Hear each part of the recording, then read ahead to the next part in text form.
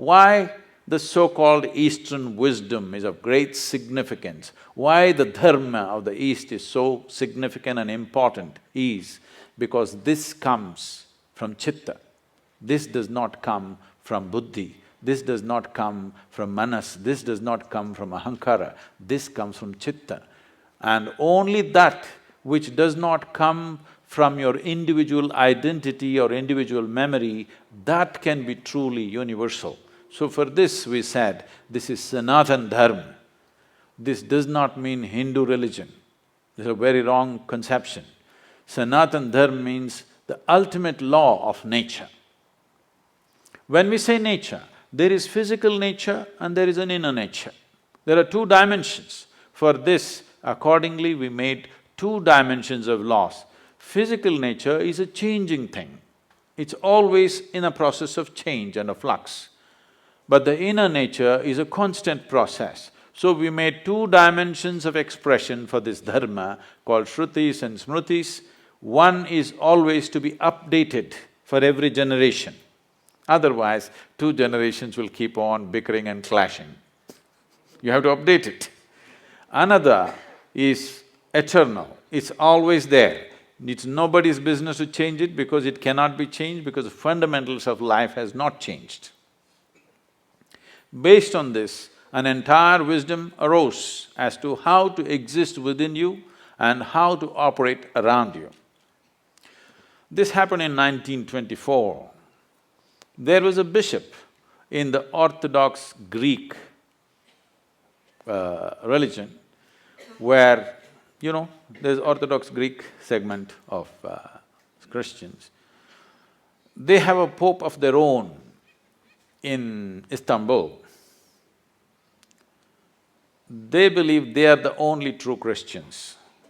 Others are all riffraff, according to them. So, he served this particular segment, which is very orthodox and rigid. Being in Istanbul, being on the Silk Route, all kinds of stories of Indian mysticism kept wafting across the Bosphorus. So, he has a longing to go to India and see a real yogi or a mystic. But being a man of cloth, he could not choose where to go and where not to go. After he passed 60 years of age, when he semi-retired, he got an opportunity and went to India and came to southern India. So his desire is to meet a real yogi, not a book yogi, not a studio yogi, but a real one.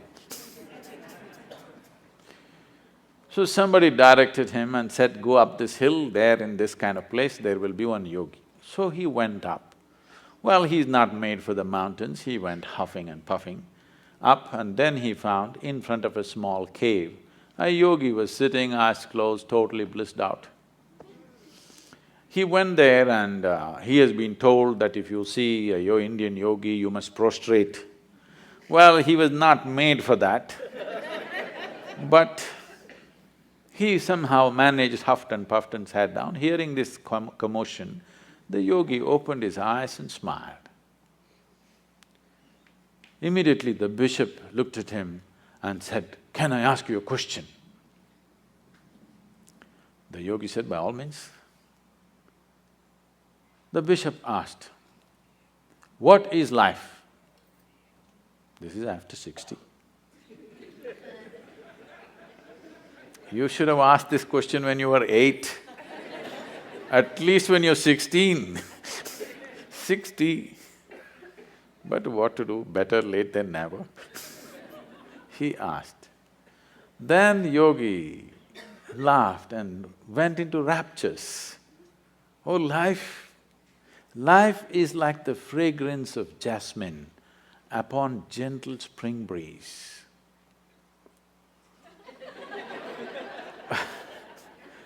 The bishop looked at him and said, what?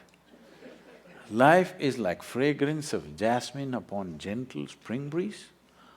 Our teacher told us, life is like a thorn.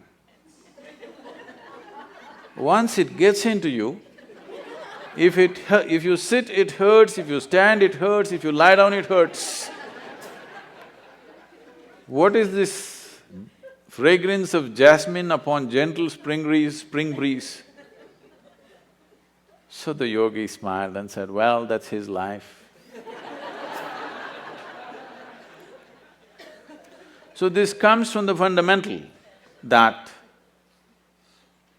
when a human being clearly, experientially understands that entire experience of human life is created from within, never from outside.